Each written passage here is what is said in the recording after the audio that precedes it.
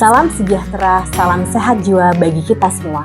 Perkenalkan, saya Dr. Frilia Rahma Putri, spesialis kedokteran jiwa, konsultan psikiatri anak dan remaja dari Fakultas Kedokteran Universitas Brawijaya Malang. Senang sekali saya dapat menyapa Anda semua dalam video pembelajaran ini yang ditujukan bagi para pembelajar dan praktisi yang tertarik untuk memahami psikiatri anak dan remaja. Video pembelajaran ini merupakan bagian dari mata kuliah pemeriksaan psikiatri anak remaja yang dirancang untuk membantu Anda memahami pendekatan klinis dalam penanganan masalah kejiwaan pada anak dan remaja.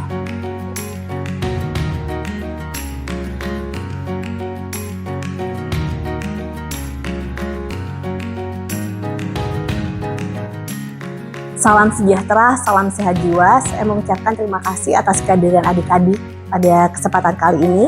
Kita akan belajar bersama terkait dengan pemeriksaan psikiatri anak remaja, di mana judul pemeriksaan psikiatri anak dan remaja ini bagian dari mata kuliah psikiatri anak dan remaja. Ya, kalau kita melihat checklist keterampilan psikiatri secara keseluruhan ada dua macam, yaitu keterampilan modul psikiatri wawancara psikiatrik dan juga pemeriksaan status mental atau psikiatri.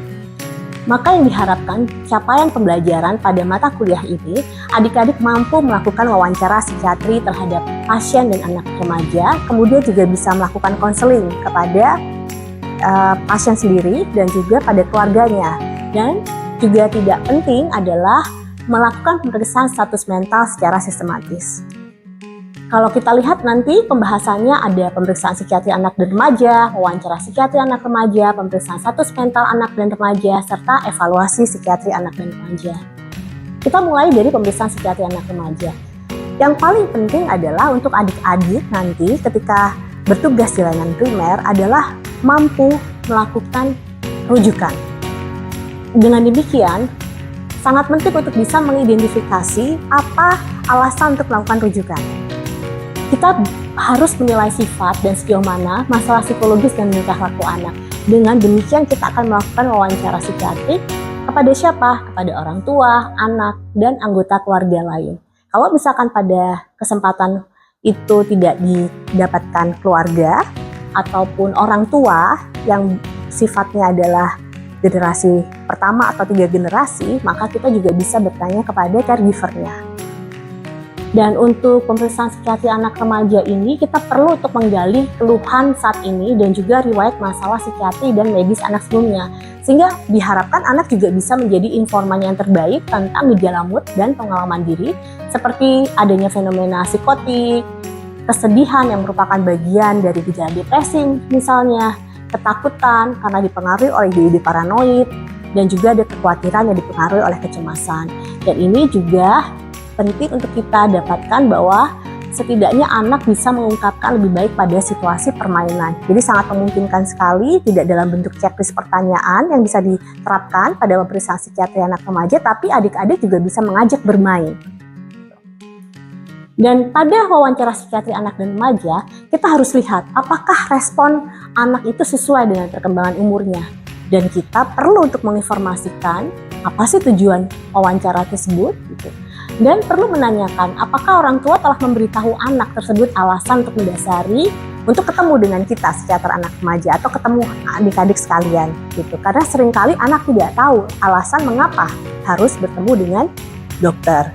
Dan penting untuk mendapatkan deskripsi penuh keluhan saat ini dan juga riwayat masalah psikiatri dan medis anak sebelumnya. Dengan menggunakan wawancara klinis, tentu kita bisa memahami evaluasi masalah dan menegakkan pengaruh faktor lingkungan dan juga pengalaman hidup.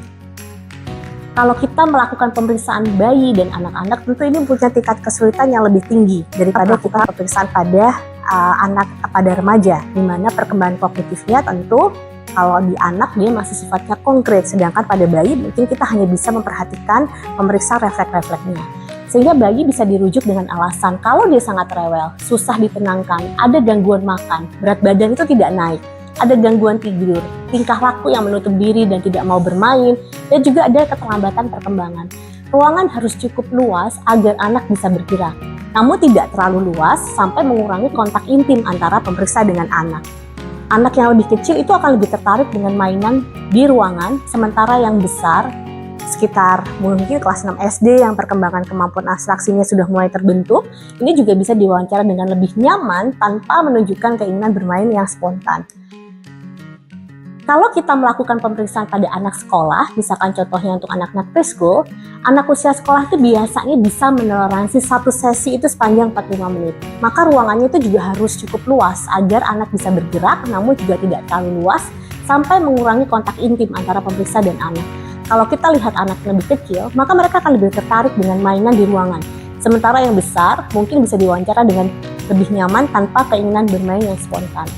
Dan bagian awal wawancara ini akan menggali pemahaman anak akan alasan pertemuan itu. Jadi kalau kita bertanya, kita bisa melakukan pertanyaan semi terbuka dengan beberapa pilihan. Mungkin kita juga bisa mendapatkan jawaban yang paling lengkap dari anak dengan perkembangan kognitif yang mulai terbentuk ketika kemampuan abstraksinya juga mulai terbentuk. Dan anak usia sekolah ini biasanya dia akan merespons bagus gitu ya, yang bisa membantu mereka untuk membandingkan mood, perasaan, sehingga kita bisa memberikan mereka untuk menilai skornya dari hitungan skor 1 sampai 10. Kalau kita lihat dari pemeriksaan remaja, maka kita harus memperhatikan nilai cerita dari sudut pandang remaja, dan kita mesti hati-hati dalam menilai. Tidak boleh menyalahkan, tidak boleh judgmental, karena ini yang paling penting gitu. Dan kita tidak boleh menjadi agen dari orang tuanya. Kita harus bersikap netral. Dan remaja itu sebenarnya mereka khawatir ya, kerahasiaannya itu bisa meminta waktu untuk berdua saja dengan pasien untuk informasi yang lebih spesifik contohnya. Dan setiap wawancara harus mencakup eksplorasi pikiran untuk bunuh diri, perilaku menyerang, gejala psikotik, penggunaan narkoba, dan juga pengetahuan tentang praktek seksual. Nah, bagaimana ketika kita melakukan wawancara kepada orang tua? Ini merupakan hal yang penting ya, karena kita bisa mendapatkan gambaran kronologis pertumbuhan dan perkembangan anak. Kemudian kita juga bisa melihat ada riwayat perkembangan dan kemudian riwayat pendidikan dan prestasi di sekolah saat ini, riwayat perkawanannya, pertemanannya, dan riwayat keadaan keluarga saat ini, dan juga tadi ada faktor genetik yang mesti dieksplorasi. Dan jangan lupa kalau kita bicara tentang psikiatri, maka kita tidak juga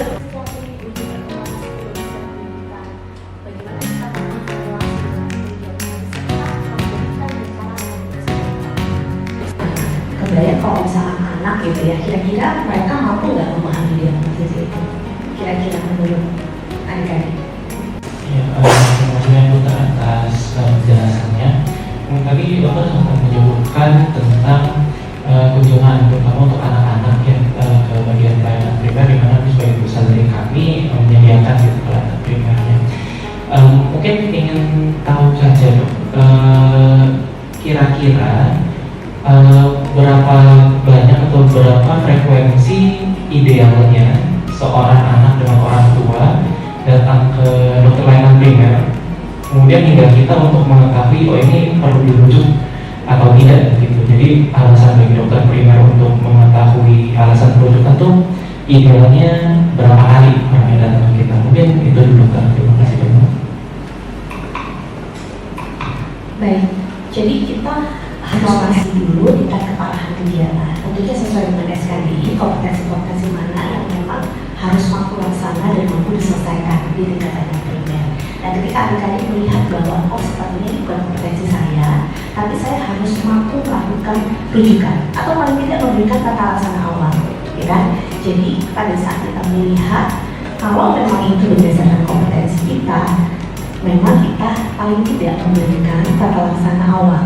Gitu. Sampai kita minta untuk diberikan, kita berikan rekomendasi dan kita minta keluarganya untuk mengeksplorasi, mengobservasi, dan kemudian bisa datang kembali, bisa dalam kurun waktu 3 hari, 5 hari, atau 7 hari untuk dilakukan evaluasi lanjutan.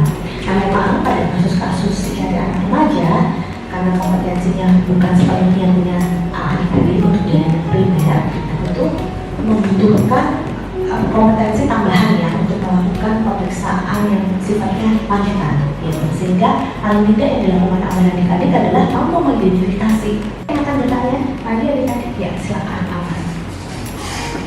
Masih dokter, mungkin izin bertanya saat kita mengedukasi pasien dan keluarganya, kira-kira apakah ada batasan hal yang bisa kita informasikan kepada anaknya dan orang tuanya, apakah diagnosis atau tata laksana itu harus kita jelaskan ke anaknya atau ada hal-hal tertentu yang cukup orang tuanya yang tahu seperti itu. Terima kasih. Kita juga lebih terpapar sama sosial media, browsing gitu ya, untuk mencari tahu kira-kira apa yang terjadi pada dirinya, kemudian melakukan screening gitu ya. Dan pada tahap itu mungkin kita tidak mengatakan terang untuk mengetahui diagnosisnya, karena nggak semua itu punya kesiapan untuk tahu diagnosis. Paling tidak kita malah memberikan gambaran, bisa kalau remaja itu ternyata kita berpikir ke arah bipolar disorder. Jadi kita juga bisa memperhalus bahasanya gitu ya, dengan mengatakan bahwa saat ini punya pengalaman penurunan perasaan, kemudian tiba-tiba perasaan gimana, sehingga kita perlu untuk memikirkan ke arah gangguan mood atau gangguan suasana perasaan yang perlu kita eksplorasi lagi. Terkadang merasa oke, padahal kita mungkin bisa berhenti, bisa naik dan turun, tetapi ketika itu sangat berlebihan dan gejalanya berat dan bisa mempengaruhi fungsi sehari-hari, tentunya butuh pengobatan, butuh diberikan obat. Selain itu juga bisa diberikan obat atau kombinasi, baik obat, terapi farmakologi maupun terapi psikoterapi itu sendiri. Ayah dan satu remaja, siapa kira-kira? Oke, ada Trisanto dan juga Fahrul. Selamat pagi Bapak. Selamat pagi dokter. Saya bicara dengan Bapak Fahrul. Bapak Fahrudin Iya. ya. Dengan putranya ya. Nah, siapa namanya? Krisanto. Panggilnya Kris. Panggilnya Kris. Di sini di ujung ruangan kayak sambil mengumumkan diri, lalu ketika saya cek ternyata di tangan ini banyak sayatan gitu. Terus ketika saya lihat di sekitarnya itu ternyata ada banyak silat yang ada bekas noda darahnya. Terus ketika saya tanya ke anak saya itu kok anak saya itu cenderung diam, nggak mau bilang sama sekali. Terus kayak ketika saya ajak ke dokter awalnya itu nggak mau kayak Bukan putranya ya. iya. Dan gimana Kris tadi apa yang disampaikan oleh panggilannya Ayah, Bapak atau Papa? Ayah. Ya, silahkan. Kan perasaan nggak nyaman. Sehingga tadi kita ketemu apa aja yang disampaikan oleh Kris? Ya, terkait dengan ibu tiri ataupun ayah itu menjadi sebuah faktor eksternal ya yang bisa memicu.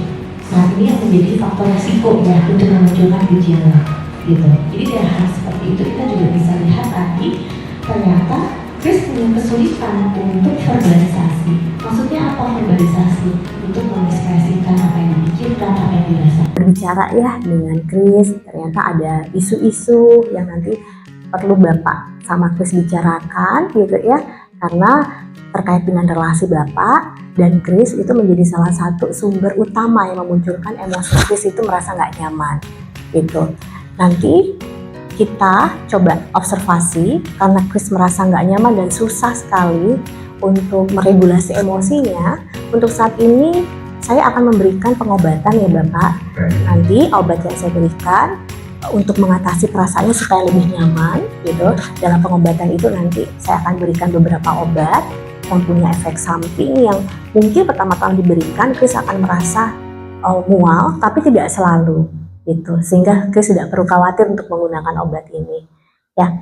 Selain itu nanti kita juga akan melakukan, tadi yang saya lakukan adalah psikoterapi, dan kita akan melakukan psikoterapi lanjutan pada saat kita bertemu lagi ya Kris ya. Mungkin Bapak bisa membantu dari sisi pengobatan tersebut. Nah ini kalau dalam setting psikiatri anak dan remaja. Tetapi kalau misalkan untuk adik-adik dokter umum, maka yang perlu disampaikan adalah Bapak pada saat ini saya sudah mengevaluasi, saya sudah berbicara, dan untuk kondisi saat ini saya akan melakukan tata laksana awal dengan pemberian obat. Nanti Bapak dan Kris akan saya rujuk ke profesional subspesialisasi yaitu psikiatri, bagian psikiatri yaitu psikiater ataupun psikiater anak dan remaja untuk mendapatkan tata kelola lebih lanjut. Nah, demikian adik-adik penerapan pemeriksaan psikiatri anak dan remaja Dan tentu saya berharap adik-adik punya gambaran bagaimana melakukan pemeriksaan psikiatri anak dan remaja terkait bagaimana melakukan wawancara psikiatrik dan juga pemeriksaan status mental. Terima kasih atas apresiasinya, kita ketemu di sesi selanjutnya ya. Terima kasih. Terima kasih telah menyaksikan video pembelajaran ini. Semoga materi yang disampaikan dapat memperluas pemahaman Anda dan memperkuat keterampilan Anda dalam menghadapi permasalahan kesehatan jiwa pada anak dan remaja. Sampai jumpa di sesi selanjutnya.